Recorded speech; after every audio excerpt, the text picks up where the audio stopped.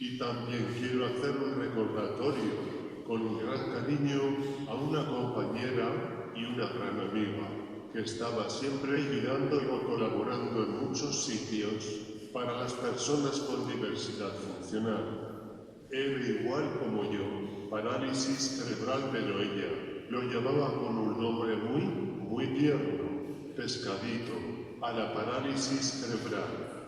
Nos dejó en el año 2014 y ella era una becaria, llevaba 26 años en la Asociación de Artistas Pintores con la boca y con el pie, y estamos recordando siempre cómo era tan amiga entre los amigos. Un besote y abrazote, Dolores, para siempre estará en nuestros corazones.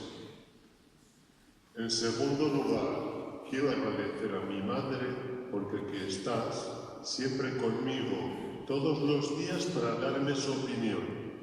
Y aparte, especialmente a Marí, que estás a apoyarme para hacer esta ponencia para todos los presentes. Y también quiero agradecer especialmente a mi amigo Ricardo